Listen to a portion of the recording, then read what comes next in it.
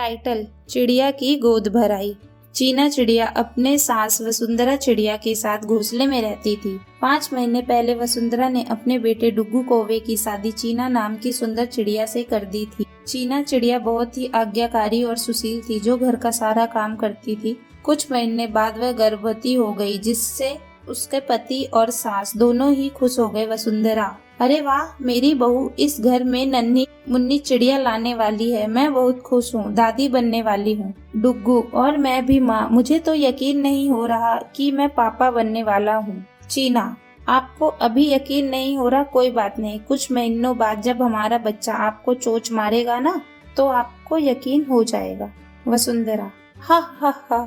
चीना, यह तो बहुत ही ठीक कहा। अच्छा बहू, अब से तू कोई काम नहीं करेगी, ज्यादा उड़ना नहीं है। जो भी चाहिए मुझे या डुग्गू को बता देना, हम दोनों तेरे लिए वही ले आएंगे। चीना, ठीक है माँ जी। माँ जी, मेरा इमली खाने का बहुत मन था, तो क्या आप ले आएंगी? वसुंधरा, हाँ हाँ बहू, अभी लाई। ये कहते ही वसुंधरा उस पेड़ से इमली तोड़कर लाती है और डुग्गू भी उसकी मनपसंद चीजें ले आता है। अगले दिन सास उसे मेवे के लड्डू बनाकर देती है। वसुंधरा, ले बहू, इन लड्डू को खा ले, इससे तुझे और तेरे बच्चे को ताकत मिलेगी। चीना, जी माँ जी। माँ जी, आप बहुत अच्छी हैं, बिल्कुल मेरी माँ की तरह आप मेरा ख्याल रखती हैं। वसुंधरा, तू मेरी बेटी है ना, ख्याल तो रखना ही है। कुछ दिन बाद उसकी गोद भराई की रस्म रखी जाती है, जिसमें सभी पक्षियां शामिल होकर उसे शगुन के तोहफे देते हैं और गाना बजाना करते हैं। तभी सास उसकी नजर उतार कर कहती है, वसुंधरा, थू थू थू थू, मेरी बहू तो आज चांद का टुकड़ा लग रही है, नजर ना लगे। डुग्गू, हाँ माँ, देखो चीना, मैं हमारे बच्चे के लिए ये खिलौना लेकर आया हूँ। जब वो आएगा ना, तो इस दुनिया में तो इसे ही खेलेगा। तोता, ले चीना, मैं तेरे लिए ये सुंदर सा हार लाई हूँ और बच्चे के लिए चांदी की कटोरी, जिसमें वो खाएगा पिएगा। चीना, अरे वाह, यह तो बहुत सुंदर है, शुक्रिया आंटी। तोता, अच्छा बेटा, मेरे घर चल, मैं तुझे कुछ दिखाना चाहती हूँ। चीना, इस वक्त ठीक है, चलिए। चीना उसके घर पर जैसे जाती है तो वो डाल टूट जाती है, जिससे वो गिर जाती है और चीना के पेट में बहुत दर्द होता है। चीना, आप माँ जी, मेरे पेट में बहुत दर्द हो रहा है। डुग्गू जी, मेरा बच्चा। वसुंधरा, हे भगवान, कहीं मेरी और उसकी बहू को कुछ हो ना जाए। हे भगवान, रक्षा करना भगवान। तभी दोनों चीना को फौरन हॉस्पिटल लेकर जाते हैं, जहाँ वो एक प्यारी सी चिड़िया को जन्म देती है। अपने बच्चे को देखकर डुग्गू कहता है, डुग्गू, शुक्र है भगवान, सब ठीक है, वरना मैं तो बहुत डर गया था। चीना, तुम ठीक हो ना? चीना, हाँ मैं ठीक हूँ, आप फिक्र मत कीजिए, बस मेरे पंख में बहुत दर्द हो रहा है। वसुंधरा, कोई नहीं, डॉक्टर दवाई देंगे, तू ठीक हो जाएगी। चीना, माँ जी, मैं आपका शुक्रिया करना चाहती हूँ, आपने मेरी बहुत अच्छी गोद भराई की रस्म रखी थी। सच कहूँ तो माँ जी, आज से पहले कभी इतनी खुशी नहीं हुई मुझे। वसुंधरा, अरे ये सब तो तेरे लिए था, लेकिन अब मैं मेरी पोती के लिए इससे भी बड़ा जश्न करूंगी। ऐसा कहकर वह अपनी सास के गले लग जाती है। कुछ दिन बाद नन्ही चिड़िया के लिए बड़ा सा जश्न रखते हैं, जहाँ सभी पक्षियों के खुशी मनाते हैं और सभी नाचते गाते हैं। टाइटल, मोमोज बेचने वाली चिड़िया। चुनचुन चिड़िया बहुत ही गरीब थी। उसकी शादी गरीब कौवे जुगनू से हुई थी, जो कितना भी मेहनत कर ले फिर भी घर का गुजारा अच्छे से नहीं चल रहा था।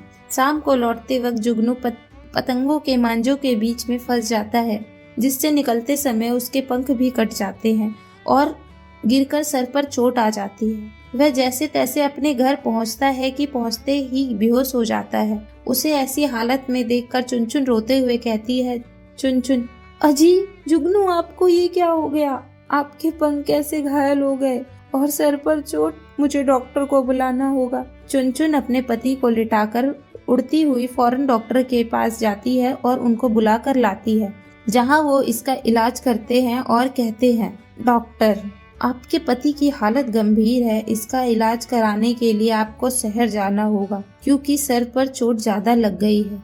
चुनचुन, क्या शहर जाना होगा? मेरे पास तो पैसे नहीं है इतने कि मैं शहर भी जा सकूं।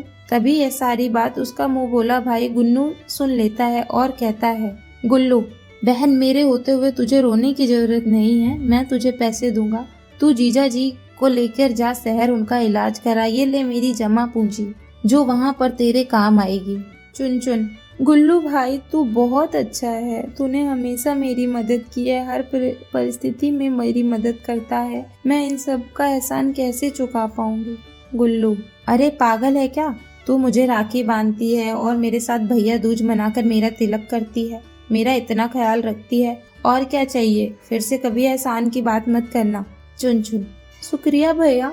चुनचुन चिड़िया अगले ही दिन अपने पति को लेकर शहर पहुंचती है, जहां वो स्टैंड पर खड़ी होकर कहती है, चुनचुन अभी इन्हें यहाँ से लेकर कहाँ जाऊं, मुझे तो कोई जगह भी नहीं पता और मैंने सारे पैसे भी किराए में लगा दिए, कैसे यहाँ रहने की व्यवस्था होगी। जुगनू, तुम ठीक हो ना, सर में दर्द तो नहीं है ना। जुगनू, हाँ मैं बिल्कुल ठीक हूँ, बस पंख फड़फड़ा नहीं पा रहा हूँ। चुनचुन, कोई नहीं, आप चिंता मत करो, मुझे यहाँ रहने के लिए भी काम ढूंढना होगा। जुगुन, अरे चुनचुन मुझे भूख लग रही है, थोड़े पैसे होंगे क्या। चुनचुन, थोड़े से हैं, सामने कोई मोमोज की शॉप है, मैं अभी उससे मोमोज लेकर आती हूँ। तभी चुनचुन चिड़िया मोमोज लेने जाती है और खाकर कहती है, चुनचुन अरे वाह, ये तो बहुत स्वादिष्ट है और इसके अंदर सब्जी भी है, भैया ऐसा क्या डालकर बनाया है इसमें। तोता, अरे बहन ये 2-3 सब्जियों से मिलकर बनकर तैयार हो जाता है, भाप से बनती है ना, बहुत आसान है। तभी वह तोता चुनचुन को नए शहर में रहने का ठिकाना देता है, जहाँ वे दोनों रहते हैं और कहते हैं, ऐसी बात नहीं बनेगी, मुझे तो जरूर कोई काम देखना होगा, क्यों ना मैं स्वादिष्ट मोमोज ही बनाकर बेचूं, क्योंकि वो तो सस्ते में है। जुगुन, हाँ ये ठीक रहेगा। चुनचुन बचे वह मोमोज का सामान खरीद कर लेकर आती है और मोमोज बनाकर बेचने लगती है, जिससे सभी लोग उसका मोमोज खाकर अपनी उंगलियां चाटते हुए कहते हैं, चिड़िया आपने तो मोमोज बहुत बढ़िया है, जरा और दीजिए। चुनचुन, ये लीजिए। पहले दिन उसकी बहुत अच्छी कमाई होती है, लेकिन उदास जुगुन कहता है, जुगुन खास इस नवरात्रि में मैं तुम्हारे साथ खेल पाता और तुम्हारी मदद भी करता, पर अफसोस है। चुनचुन, तुम पहले ठीक तो हो जाओ। जुगुन, तुम सोच तो अच्छा रही हो, लेकिन मुझे अपने ऊपर गुस्सा आ रहा है, काश मैं तुम्हारी मदद कर पाता। चुनचुन, आप फिक्र मत करिए, मैं ठीक हूँ ना। ये कहकर चुनचुन वहाँ मोमोज बनाकर बेचने लगती है, जिससे उसके घर की आमदनी भी बढ़ती है और सभी पक्षियाँ उसके मोमोज खाकर कहते हैं, कबूतरी, चुनचुन तुमने तो बहुत ही अच्छे मोमोज बनाए हैं, जरा एक प्लेट और देना। चुनचुन, ये लीजिए मोमोज खाइए।